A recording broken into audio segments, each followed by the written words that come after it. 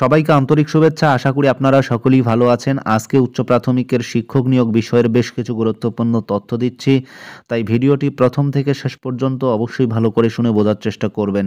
উচ্চ প্রাথমিকের শিক্ষক নিয়োগের ক্ষেত্রে দীর্ঘসূত্রিতা নতুন করে বলার কিছুই নেই।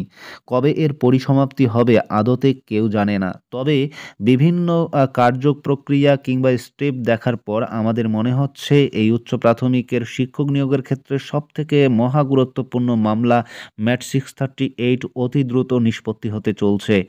ইতিমধ্যে আপনারা দেখেছেন যে মহামান্য কলকাতা হাইকোর্টের ডিভিশন বেঞ্চের বিচারপতি মহোদয় তারা কিন্তু বারংবার চেষ্টা করছেন এবং বারবার হিয়ারিং করার চেষ্টা করছেন এই ম্যাট 638-এর। গত দুদিন আপনারা দেখলেন যে পরপর হিয়ারিং হয়েছে এবং পূর্ব নির্ধারিত কথা মোতাবেক আজকে কিন্তু হিয়ারিং হয়েছে মহামান্য কলকাতা হাইকোর্টে। আজকে সবথেকে গুরুত্বপূর্ণ একটি বিষয়, বিচারপতি সৌমেন সেন তিনি কিন্তু আজকে হিয়ারিংয়ের নির্ধারিত সময় বেঁধে দিয়েছেন এবং ঠিক দুপুর 2টোর পর থেকে হিয়ারিং পরে শুরু হয়েছে। আর ইতিমধ্যে আপনারা জানেন যে সমস্ত পিটিশনারদের অ্যাডভোকেট ছিলেন, আইনজীবীরা ছিলেন, তারা কিন্তু গত দুদিন ধরে বলেছিলেন আজকে কিন্তু কমিশন এবং যারা কাউন্সেলিং করছেন তাদের উকিলের বলার বিষয় ছিল। তো সেই মোতাবেক কিন্তু আজকে তারা উত্তর দেওয়ার চেষ্টা করেছিল।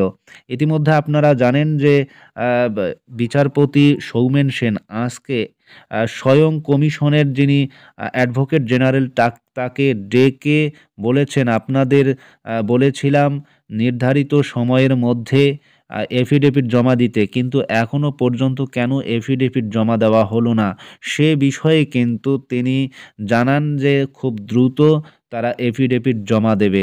তো অবশ্যই বিচারপতি বললেন যত দ্রুত সম্ভব এই এফিডেভিটগুলো জমা দিয়ে দিন। তো আজকের হিয়ারিংয়ের সবথেকে গুরুত্বপূর্ণ যে বিষয়টা ফুটে এসেছে সেটি হচ্ছে ইতিমধ্যে পিটিশনারদের অ্যাডভোকেট যে সমস্ত অভিযোগগুলো করেছেন আজকে অ্যাডভোকেট জেনারেল কিন্তু সেই উত্তরগুলো দেওয়ার চেষ্টা করেছিলেন।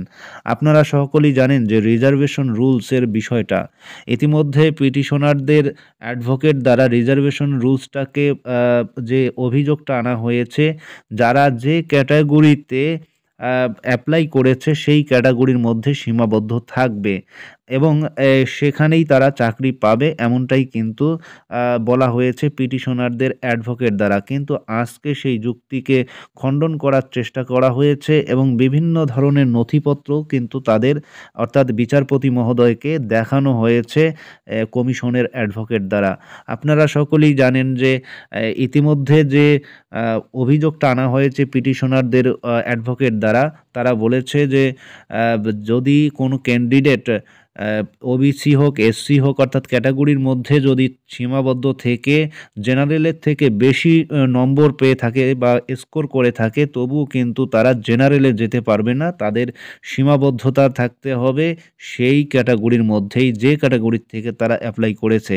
কিন্তু কমিশনের অ্যাডভোকেট বলছে যে এটা অসাংবিধানিক কথা এবং এটি কখনোই হতে পারে না, কেননা ইতিমধ্যে যে সমস্ত রিক্রুটমেন্টগুলো হয়েছে সারা ভারতবর্ষে সেখানে যেভাবে তারা রিজার্ভেশন রুলস মেনে চলেছে আমরাও সেই হিসাবেই চলছি, সুতরাং এখানে কোনো রিজার্ভেশন রুলস ভায়োলেট করা হয়নি।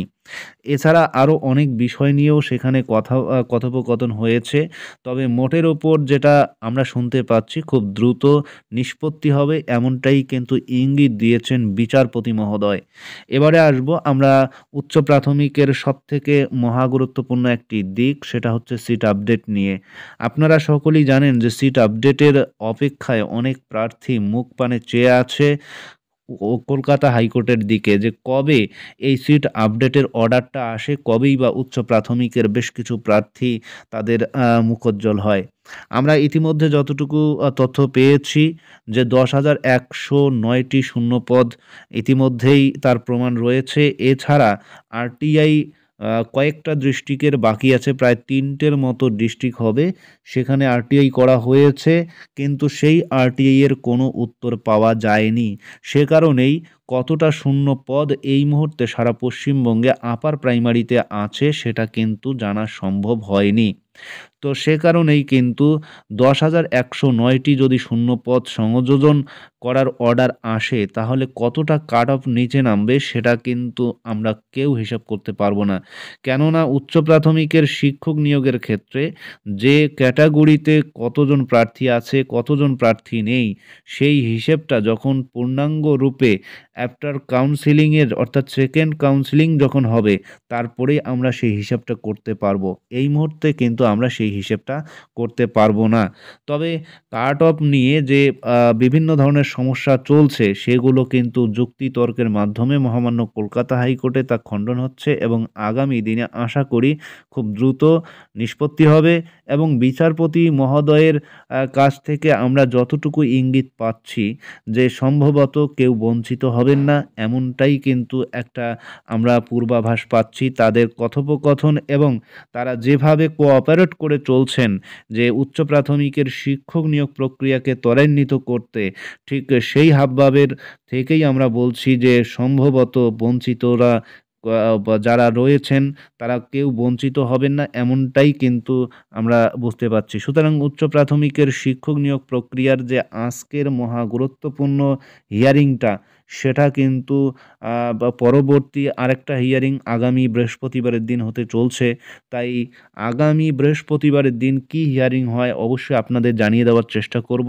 তবে আজকের হিয়ারিংয়ে বিশেষ করে এখন উত্তর দেওয়ার পালা রয়েছে এবং আ রায় সম্ভবত আগামী দিনে আসতে চলছে। সুতরাং সেই রায় এবং আজকের এই যে উত্তর সেগুলো আমরা পরপর মিলিয়ে দেখব এবং আপনাদের সেই সংবাদগুলো দেওয়ার চেষ্টা করব। তো আজকের ভিডিও এ পর্যন্তই। সবাই ভালো থাকবেন, সুস্থ থাকবেন। আমার কথা বলার মধ্যে কোথাও ভুল হলে আমাকে মাফ করবেন। ধন্যবাদ।